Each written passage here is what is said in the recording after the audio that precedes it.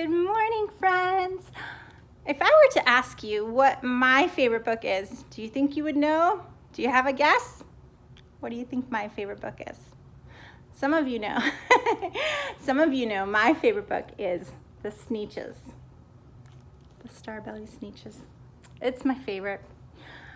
This book actually has a couple of stories in it. It's called The Sneetches and Other Stories. I think we already read, what was I scared of? We read that one already. But today we're gonna do the Sneetches because we have to. It's my favorite. I love those Sneetches. Are you ready? Now, the Starbelly Sneetches had bellies with stars. The plain belly Sneetches had none upon theirs. Those stars weren't so big, they were really so small. You might think such a thing wouldn't matter at all.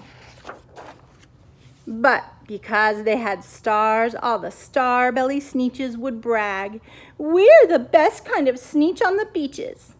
With their snoots in the air, they would sniff and they'd snort. "We'll have nothing to do with the plain belly sort." And whenever they met some, when they were out walking, they'd hike right on past them without even talking. How rude. When the Starbelly children went out to play ball, could a plain belly get in the game? Not at all. You only could play if your bellies had stars, and the plain belly children had none upon theirs. When the Starbelly Sneetches had Frankfurter roasts, or picnics, or parties, or marshmallow toasts, they never invited the plain belly Sneetches. They left them out in the cold, in the dark on the beaches. They kept them away, never let them come near, and that's how they treated them, year after year.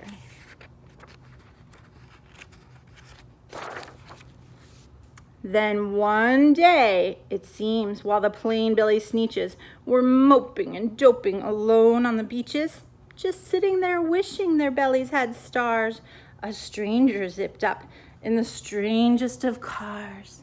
It says Sylvester McMonkey McBean. What a name. "My friends," he announced in a voice clear and keen, "my name is Sylvester McMonkey McBean. And I've heard of your troubles, I've heard you're unhappy, but I can fix that, I'm the fix-it-up chappie.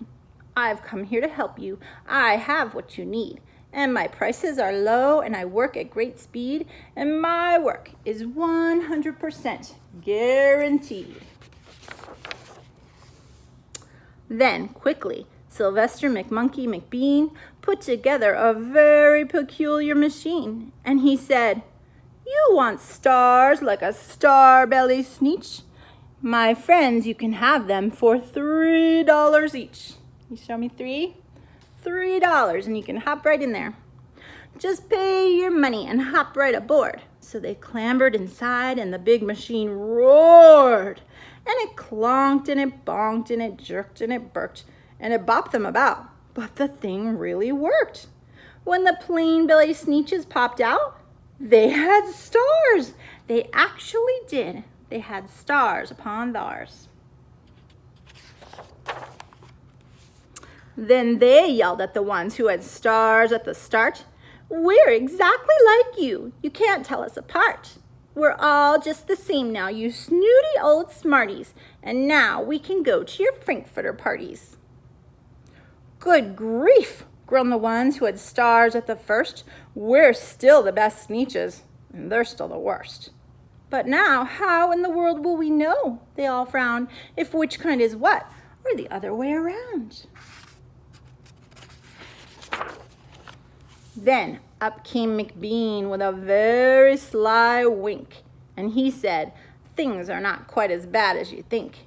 So you don't know who's who. That is perfectly true. But come with me, friends. Do you know what I'll do? I'll make you again the best Sneetches on the beaches, and all it will cost you is $10 eaches." 10? Can you do 10? That's 10, right? The first time it was 3, then he raised the price to 10. That's Sylvester McMonkey McBean. "Belly stars are no longer in style," said McBean. "What you need is a trip through my star-off machine. This wondrous contraption will take off your stars, so you won't look like the Sneetches who have them on theirs.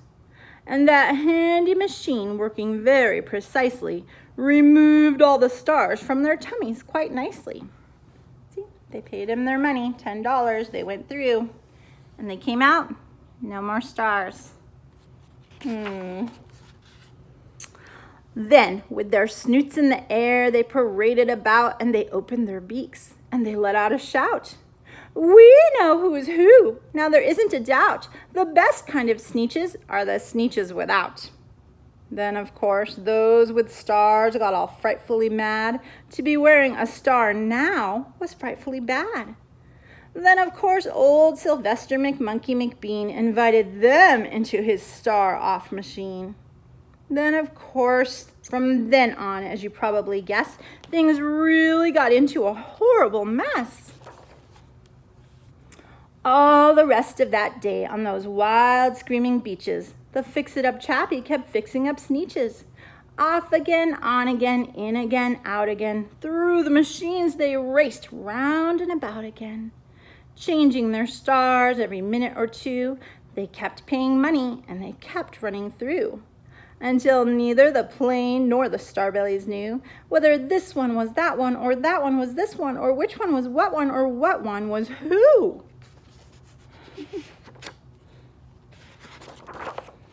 Then, when every last cent of their money was spent, the fix-it-up chappie packed up and he went. And he laughed as he drove in his car up the beach. They never will learn. No, you can't teach a Sneetch. What a bad guy. He took all their money. Do they look happy? Absolutely not. They look very sad. I don't think he did a very nice thing. But McBean was quite wrong. I'm quite happy to say that the Sneetches got really quite smart on that day. The day they decided that Sneetches are Sneetches and no kind of Sneetch is the best on the beaches. That day, all the Sneetches forgot about stars and whether they had one or not upon theirs. Look, they became friends. It didn't matter if they had a star belly or not. They decided they were just going to be friends. I love that story. What do you think ever happened to Sylvester McMonkey McBean? Do you think he was happy? Maybe for a little while, but do you think he had very many friends? Probably not. And the Sneetches got to become friends with each other. I love that story. It has such a great happy ending. In the beginning, Sylvester McMonkey McBean winks. Do you remember how to wink? Can you do it with one eye? It's tricky. I can only do it with this eye. I can't do it with this one. See if you can wink. I love that story. It's my favorite. We're going to do a 2 for today. Our next story is called The Zacks. It's the next story in this book. I love this story too. The Zacks. One day, making tracks in the prairie of Prax, came a north-going Zacks and a south-going Zacks. And it happened that both of them came to a place where they bumped. There they stood, foot to foot, face to face. Look here now, the north-going Zacks said. I say, you are blocking my path. You are right in my way. I'm a north-going Zacks, and I always go north. Get out of my way now and let me go forth. Who's in whose way? Snapped the south-going Zacks. I always go south, making south-going tracks. So you're in my way, and I ask you to move and let me go south in my south-going groove.